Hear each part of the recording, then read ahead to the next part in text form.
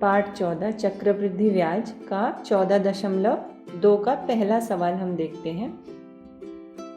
पहला सवाल है, किसी उड्डान पुल बनवाना प्रारंभ करते समय कुल 320 मजदूर काम करते थे। यदि मजदूरों की संख्या में प्रतिवर्ष 25% वृद्धि होती हो तो 2 वर्ष के बाद कुल कितने मजदूर काम पर रहेंगे।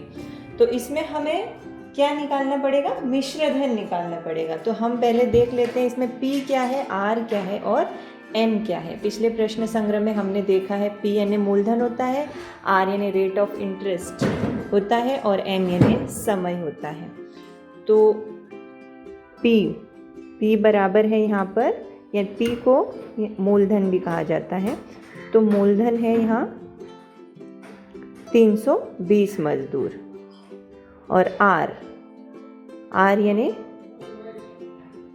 दर है 25% और N है 2 वर्ष।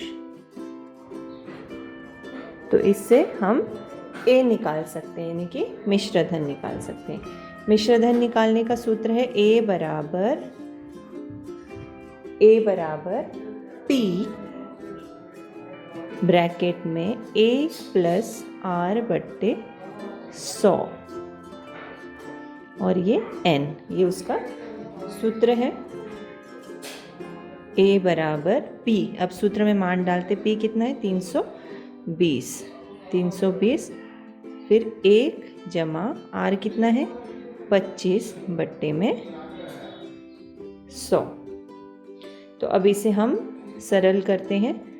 320 कोष्टक में 100 एकम 100, इसका और इसका गुणा करेंगे, 100 एकम 100 और जमा 25, 100 गुणा 1 जमा 25, 100 गुणा 1 होता है 100 जमा 25 होता है 125 बट्टे में 100 और N, यहाँ N का मान कितना है 2 वर्ष है, तो यह भी यहाँ 2 लिखेंगे। उसके बाद इसको सरल करेंगे। 320 गुणा 125 बट्टे 100 का वर्ग यानी 125 बट्टे 100 गुणा 125 बट्टे 100। तो इस 0 से ये 0 कट जाएगा। अब जो भी संख्याएं बचती है उसे हम नीचे लिखते हैं। तो बचती क्या है 32 गुणा 125 गुणा 125 बट्टे में 100 गुणा 10 होता है 1000। तो हम इसे इस तरह से लिखते हैं। अब इसको हम यहाँ काट भी सकते हैं, जैसे यहाँ 25 से हम इसको काट सकते हैं, 1000 है यहाँ 125 है, तो गुणा करने में आसानी हो तो 25 चौक 100, आगे का 0, 25 पंचे 125। तो यहाँ फिर से 5 से और 40 को काट सकते, 5 एकम 5, 5 अट्ठे 40। फिर 8 और 32 को यदि आप देखेंगे तो 8 एकम 8, 8 चौक 32। अब हमारा नीचे भाग करने के लिए कोई संख्या नहीं रहती, यानी कि अब हम आसानी से जो बची हुई संख्याएं हैं, जैसे 4 है, क्या क्या बचा है यहाँ पे 4, 125, जो भी बची हुई है वो लिख लेंगे। 4 बची है, 125 बची है और उसके बाद 1 को लिखिए या मत लिखिए। तो 125 गुणा 4 करना है हमें और नीचे कोई संख्या नहीं है, तो 125 को हम 4 बार गुणा करेंगे। तो 125 गुणा 4 कितना होता है 125 गुणा 4, 4 पंचे 20, 4 दूनी 8, 9, 10, 4 एकम 4 और 1 5, यानी कितना आएगा उत्तर 500। यह मिश्र धन हमारा कितना आया 500। यानी उत्तर हम किस तरह से लिख सकते हैं, 2 वर्ष के बाद कुल 500 मजदूर काम पर रहेंगे। तो इस तरह से पहला सवाल अपना हो गया। देखते हैं दूसरा सवाल है, आज एक मशीन रुपये 2,25,000 में खरीदी गई। उसके मूल्य में प्रतिवर्ष 10% की अवपात हुआ है। 10% की दर से अवपात हुआ है, यानी कि 10% की दर से उसका जो दर है उसमें गिरावट आई है। तो 2 वर्ष के पश्चात उस मशीन का मूल्य क्रय मूल्य से कितना कम होगा। उस मशीन की दर में कमी आई है, हमने खरीदा ज़्यादा में है और हमको 2 साल के बाद जब हम उस मशीन को बेच रहे हैं तो हमें उसका कम रेट मिल रहा है, तो उसमें अवपात आया यानी गिरावट आई है। तो हमें निकालना है कि 2 वर्ष के बाद उस मशीन को जब हम बेचेंगे तो उसका मूल्य कितना होगा। तो इसमें भी जो जो चीज़ें हमको दी गई है, जैसे हमको प्रारंभ में जो मशीन का मूल्य दिया है वो हो गया हमारा P यानी कितना है 2,50,000 रुपये। उसके बाद R कितना है 10% और N कितना है 2 वर्ष। तो सूत्र लगाएंगे सबसे पहले, मिश्रधन बराबर, मिश्रधन का क्या सूत्र है, मिश्रधन बराबर P ब्रैकेट में 1 + R/100 और N।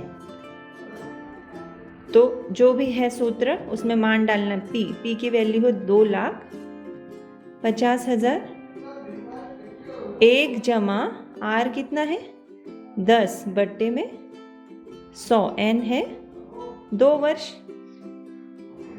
तो 2,50,000 100 गुणा 1, 100 जमा 10। तो यहाँ अब जमा आएगा, यहाँ पे माइनस आएगा। क्यों माइनस आएगा, क्योंकि इसकी दर में जो है वो गिरावट आई है। 10% की दर से हमेशा वृद्धि होती थी, लेकिन इसमें गिरावट आई तो यहाँ -10 आएगा। केवल 10 नहीं आएगा, -10 आएगा।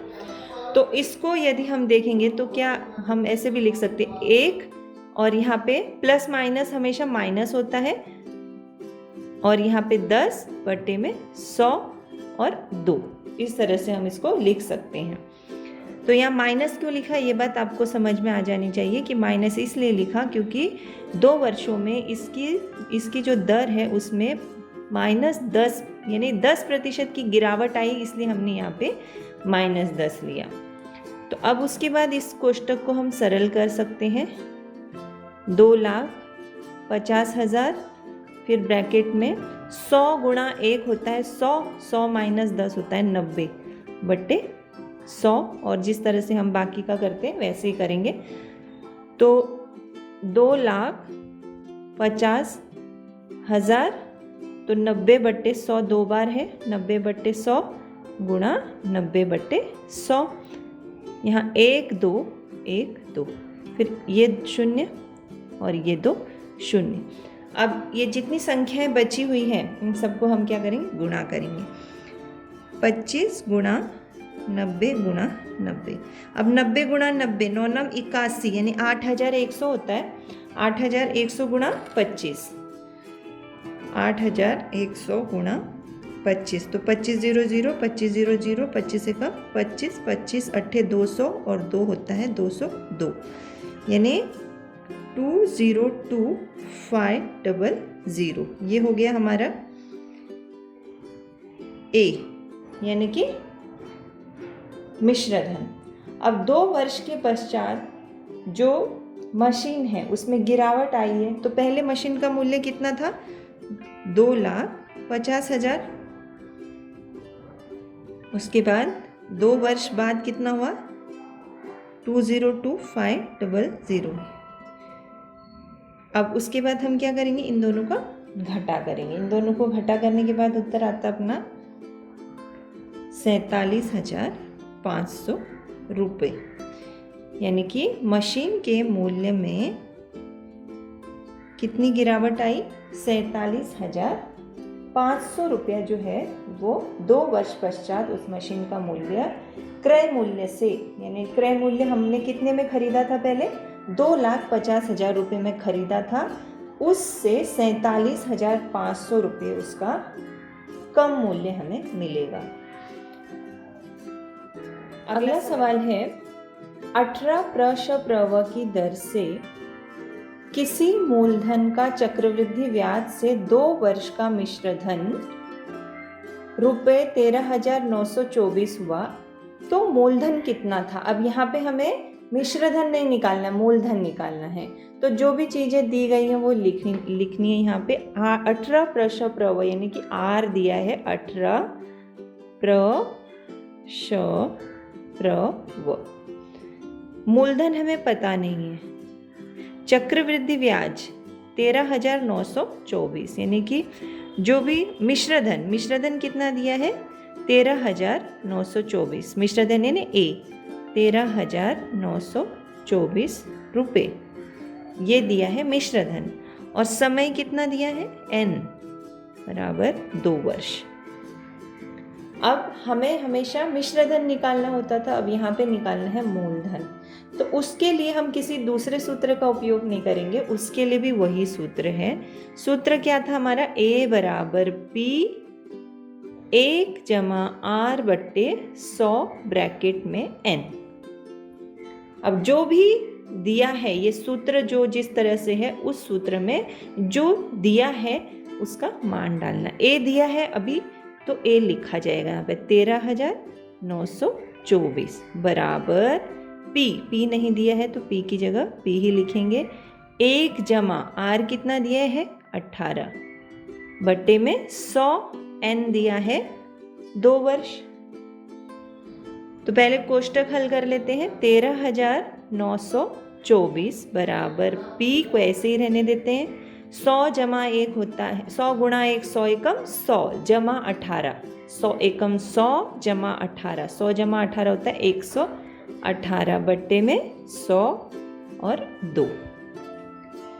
उसके बाद 13,924 बराबर p गुणा 118 बट्टे 100 गुणा 118 बट्टे 100।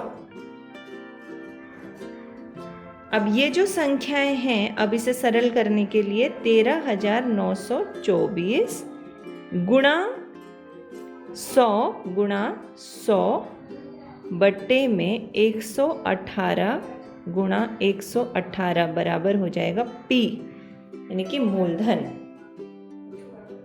अब हम देखते हैं इसको काटना पड़ेगा।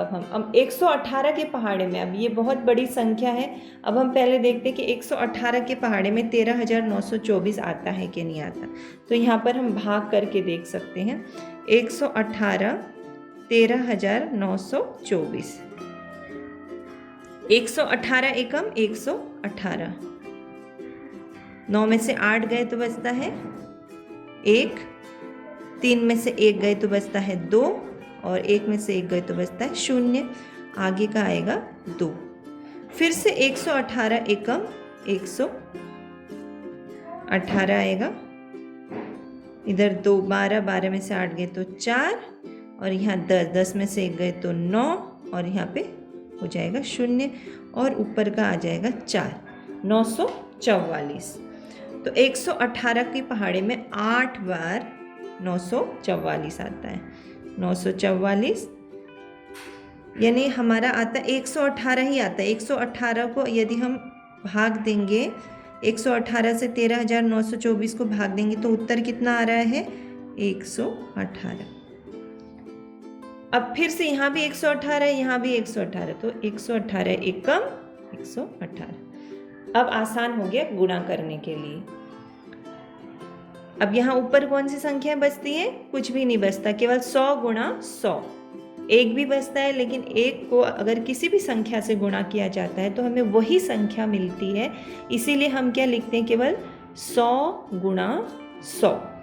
तो 1 पर 1 2 3 4 1 2 3 4।